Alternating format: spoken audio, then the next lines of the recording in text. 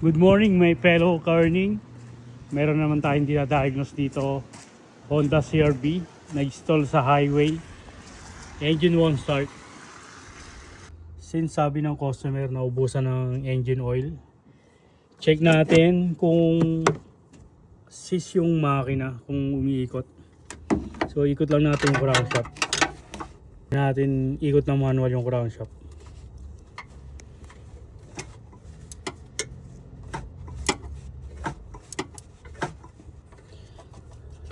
So umiikot pa siya manually, so ibig sabihin hindi pa sis yung makina.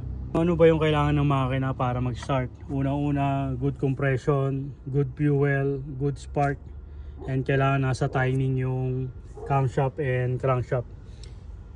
Engine timing, ibig sabihin nasa timing yung deliver ng fuel, and during compression nasa timing yung bigay ng spark. So checkin natin yung compression and spark and yung fuel delivery. Start. Oops. Start.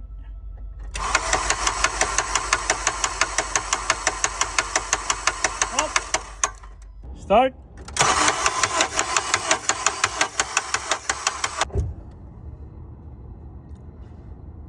Start.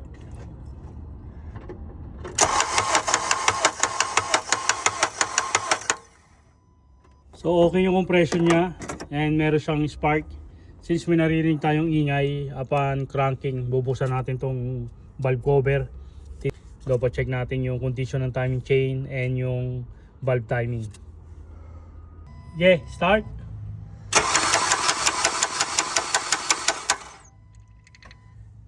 Okay, start.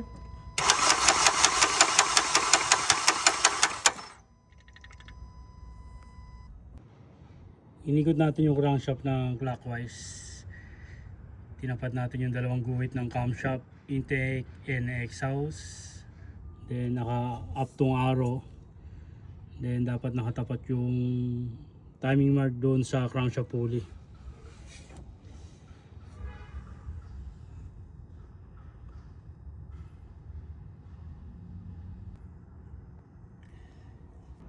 So confirm, ang reason ng engine stalling niya is valve timing.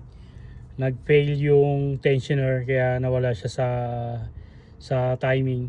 Recomendahan natin ng timing chain set and tensioner. Update ko ulit kayo mamaya pag napalitan na natin yung timing chain. Dito nang gagaling yung tunog na naririnig natin during cranking.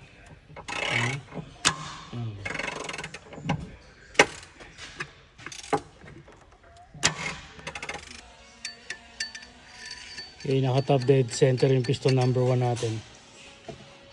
Yung crankshaft natin nakatapat sa timing mark. Then yung camshaft natin nasa up mark pero malayo yung marking niya. Ito yung nakita natin problema, BTC actuator. And stretch na rin yung ating timing chain. Part siya ng makina. So original parts lalagay natin.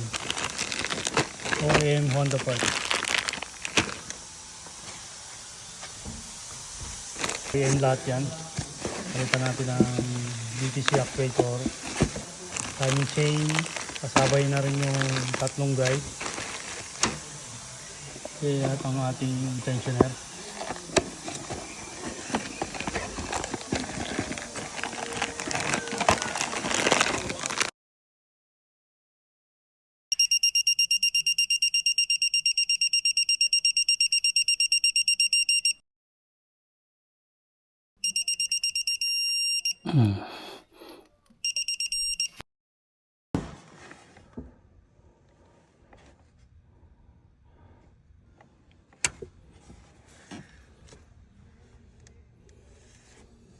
Okay, completed the installation.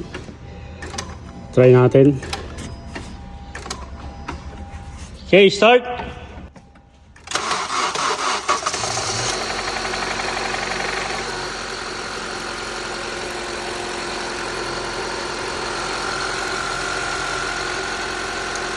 Ayos na, maandar na ulit.